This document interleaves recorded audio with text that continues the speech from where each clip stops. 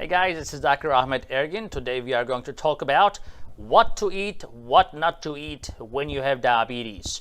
Now, this question is very, very common, right? I get this question all the time. Greetings from Magtetzner, greetings from Germany. I'm a type 2 diabetic.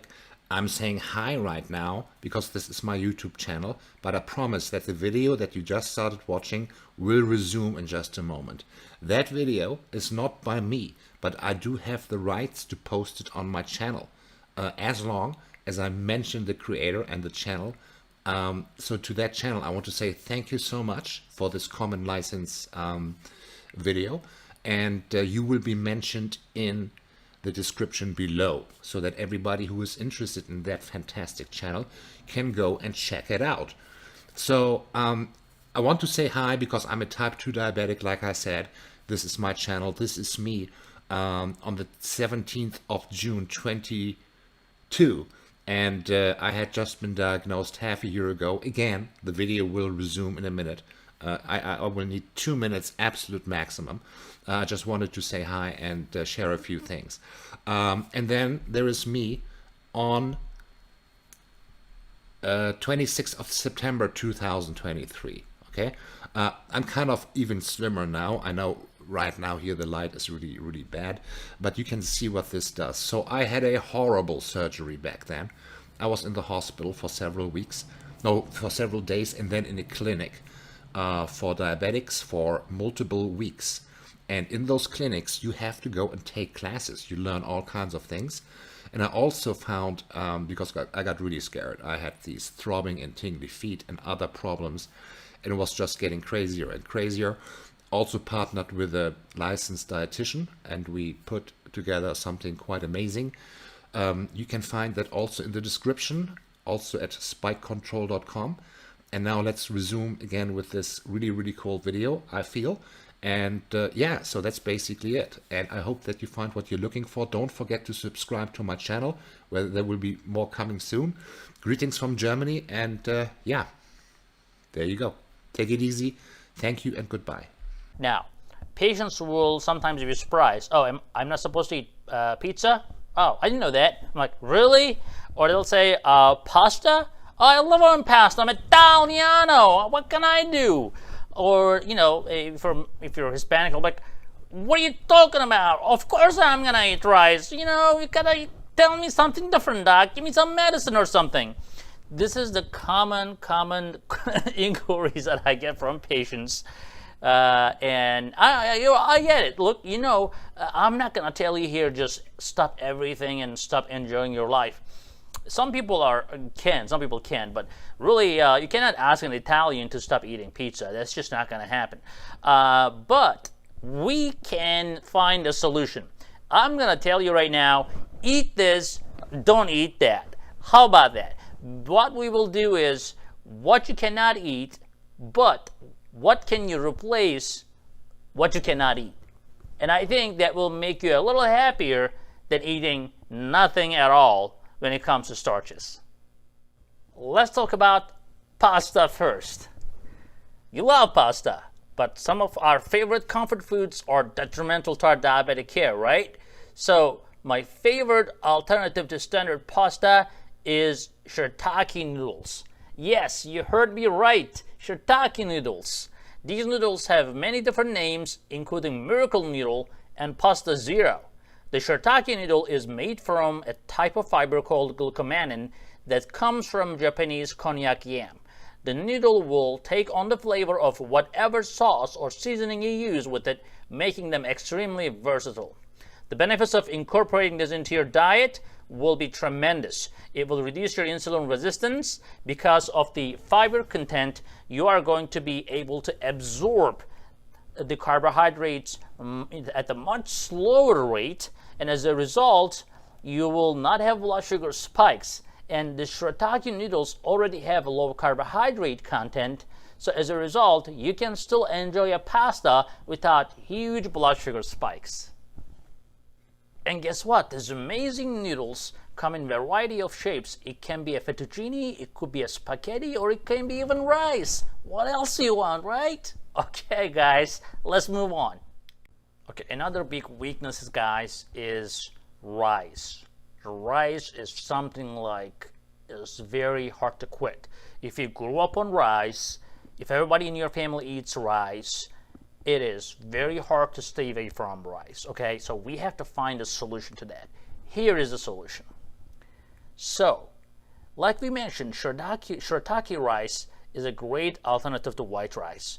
And cauliflower can also be riced and is very versatile due to its mild flavor. You can even find cauliflower in a riced form in the frozen section at the grocery store. A little known ancient called farro can also substitute rice in your dishes. Farro has a nutty flavor and is soft and chewy in texture. It is packed with fiber, protein, and vitamins, minerals, and antioxidants. That's what makes farro a good carb versus a bad carb as a white rice. Again, as a result of high fiber content, guys, farro is also a great alternative to your rice, just like cauliflower rice or the shirataki rice.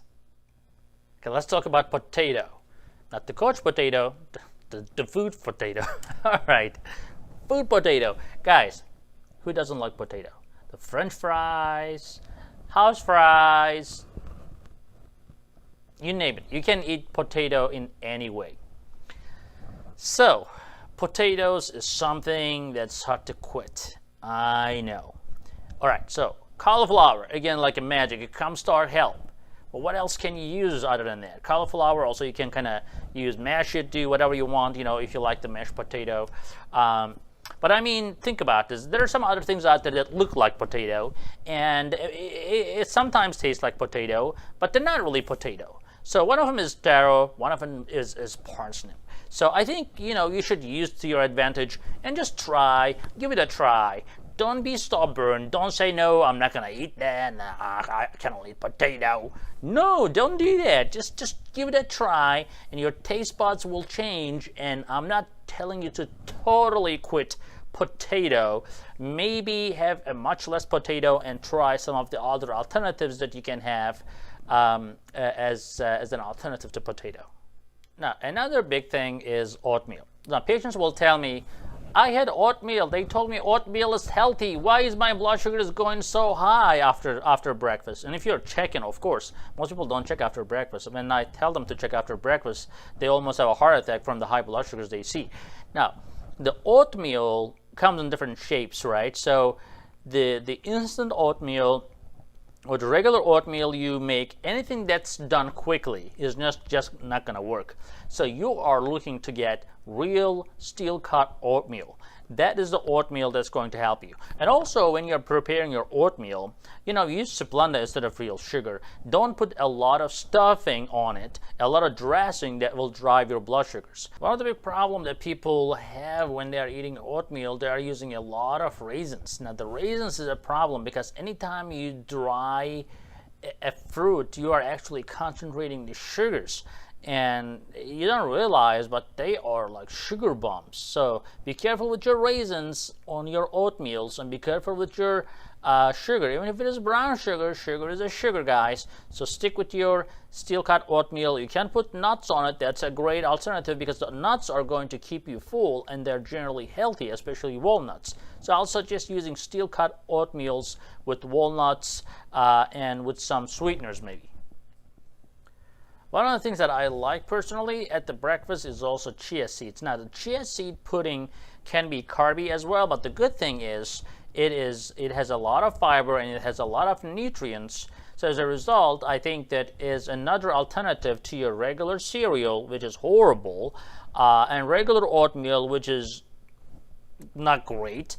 But your steel cut oatmeal will be your friend. Now, if your blood sugar is still spiking with steel cut oatmeal, then you gotta do something. You know, either you have to cut it totally off, but if you cannot give up on your oatmeal, then you have to take some sort of medication to try to avoid those blood sugar spikes.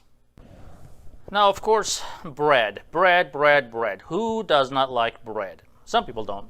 Yeah, some people don't. Some people, you may be watching right now, I don't. So what, right? So, but a lot of people love bread, especially that morning bread, hot, put some butter on it. It tastes good. I mean, you can't deny that. And once you become a diabetic, suddenly like, oh no, you can't have that. it's just kind of hard, right? So you are looking for an alternative, and I totally get it. Now, let's give you a couple alternatives, all right? So let's look at that. Now, one of the best things that you can do is multigrain, which is sprouted grain bread. These breads are high in fiber and protein, and they're very easy to digest. So don't be fooled by whole wheat bread. Not every whole wheat bread is like 100% whole wheat. So just because there's whole wheat in there doesn't mean that they are whole wheat totally. So most of the whole wheat you find in the market today, they are not 100% whole wheat, and as a result, they do not fit the bill. Now, on the other hand, the sprouted grain breads have a lot of fiber in there, and you can't miss that. I mean, this is available everywhere. Another great bread will be Ezekiel bread, and that's also very, very, very healthy. Now, pumpernickel is also another alternative. It looks very brownish or almost black, and you may be turned off by the color of the bread because you're used to the white bread. But I mean, come on. It tastes still good. I mean, it's an acquired taste. But if you're looking for fresh bread and you don't want to be killed by the blood sugar spikes that come from the white bread, you just you can just get used to this pumpernickel, and next thing you know, you're a pumpernickel bread fan. I'm personally a fan of multigrain bread, but everybody has a choice. But I think you should give it a try. Ezekiel bread, pumpernickel bread, multigrain, and of course, portion control is always going to be your friend. I'm not saying go have the whole bread. Maybe a slice if you cannot resist. If you have to have a bread, a slice of multigrain bread is going to be your best bet in that situation. Guys, we're going to talk more about what to eat, what not to eat at your breakfast, lunch, and dinner. We will have a series about this, so stay tuned. I will see you in the next video.